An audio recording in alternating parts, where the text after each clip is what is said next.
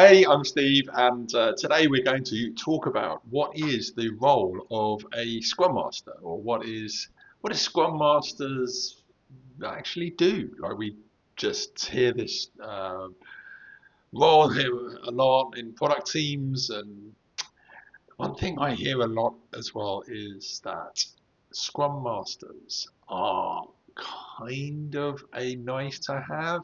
So I'm going to dispel all of that, right?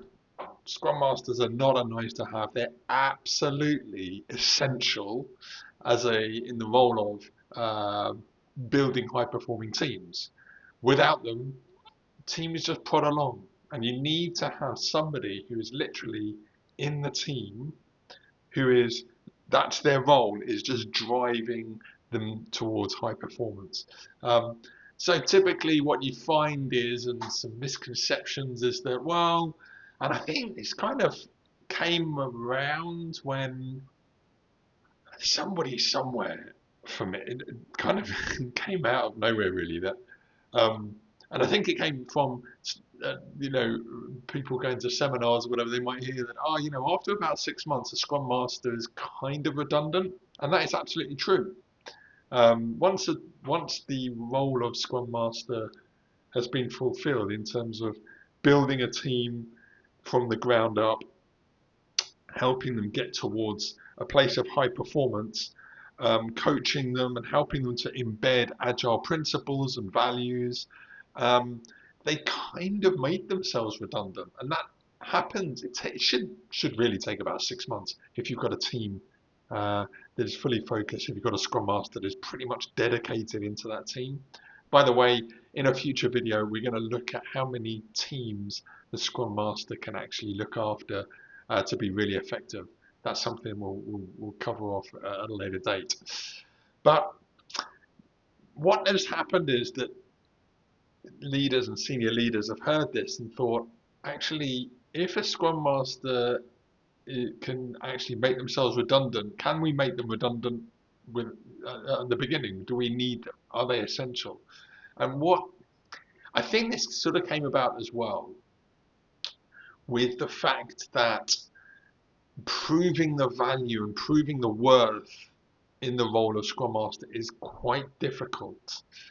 And unless you can actually point specifically to the work that you do and the work that you can actually, and the results and outcomes that your role as a Scrum Master have been influential in, like helping a team to stabilize and become sustainable and predictable and be able to provide accurate information and data to stakeholders to say this is when you're going to get your widget based on our performance. We know that this is when you're going to get you, and there's a fair degree of accuracy in that. And the Scrum Master can then help the team to plan based on data. Um, if you're able to then use that measure, like those clear measures of progress, to then stand up and say, hey, this team has performed consistently over a number of months or sprints. And it's because of the work that we've done that I've supported and driven. If you can stand up and say that, there's no argument. It's complete. It's because what a leader and senior leader will look at, the budget holders will look at, they'll look at that and think, well, absolutely, it's vital because we know what the problem was beforehand and we can see that there's a big shift. So you need to be able to tell a story and show not just anecdotal evidence, but actually show measurable impact. And that's really key. So there's two things that have happened there. One is that somewhere along the line, a misconception has sort of, or a myth has risen and is kind of all across the internet that Scrum Masters are kind of a nice to have, and it might be that eventually they make themselves redundant, and absolutely that's the case. But from the a new team or a team that's in trouble, a Scrum Master coming in is absolutely essential to transform that team to help them to move towards becoming a high performing team. And then the second thing is proving it, is showing impact, is being able to really stand the sort of test of what work have I done to help this team to move and to transform, and what's the impact of that, and how and link it to business outcomes, to be able to say, hey, look, this team are performing, and this is what impact it's having on the organization.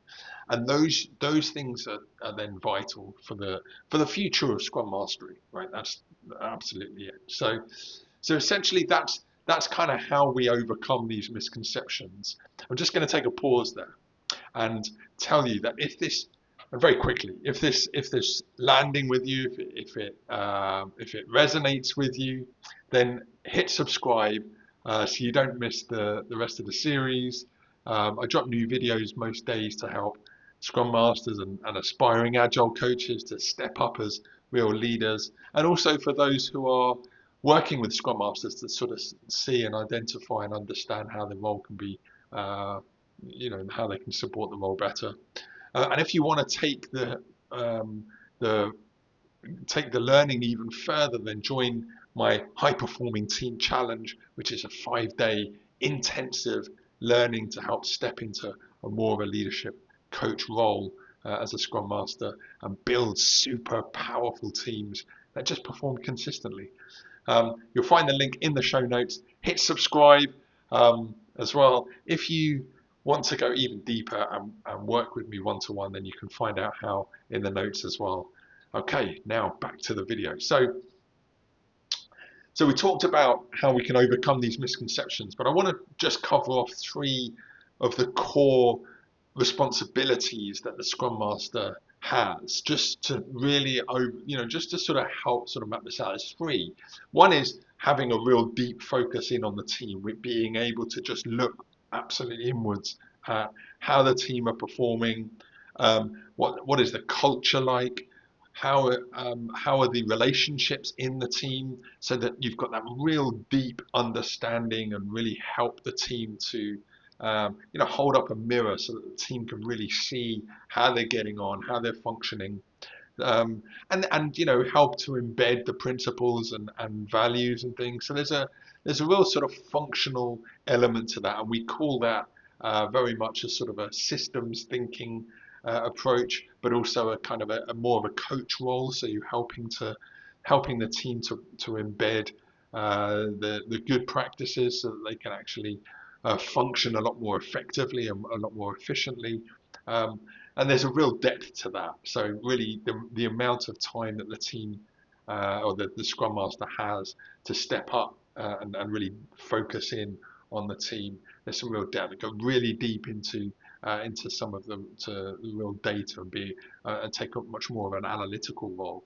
So that's one. So having a deep focus. The second one is about clearing the path. It's about identifying what's getting in the way, what's slowing the team down, and really working with leadership, working with stakeholders, working with other teams, and really looking at how to enable the agility, right? To actually, it could be something like the release process is just really, really too long. So you gather data, you put a case together, and then you work with leadership to help improve that process.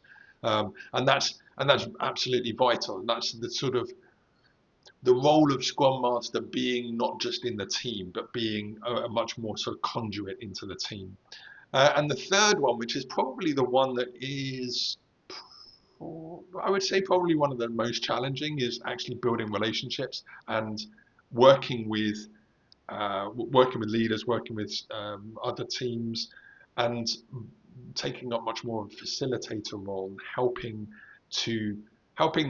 the sort of broader picture, how the team functions in the bigger picture, and work with leaders to solve problems, right? And be that kind of servant leader or strategic thinker as well, to help the team and help the overall organization to function as a much more agile, commodity.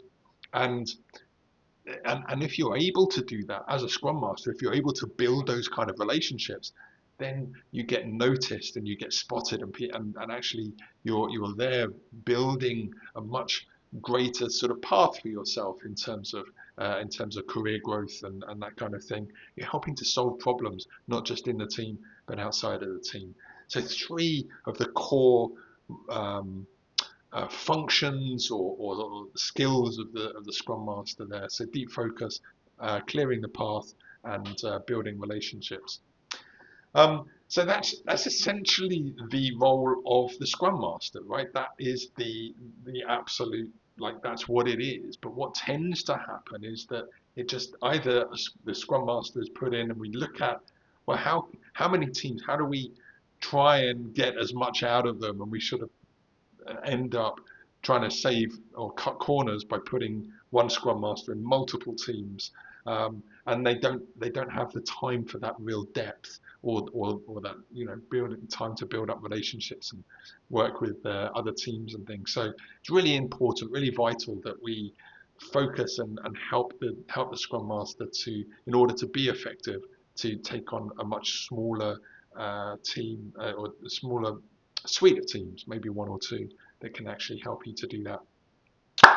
So that's the kind of, just to give you a bit of an overview of the Scrum Master. Hope it's been really helpful. As I say, if you're enjoying this, hit subscribe. Costs you nothing to subscribe. It's actually quite nice, and it does me really well. Helps me to grow in my role as well. And as I say, more of these things to come. So I yeah, just happy to provide that kind of information. If you've got any ideas or any thoughts that you would like, any topics that you would like to see, do put them in the comments.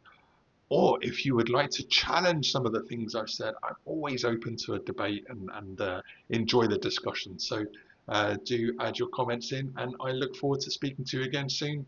Take care. Bye bye.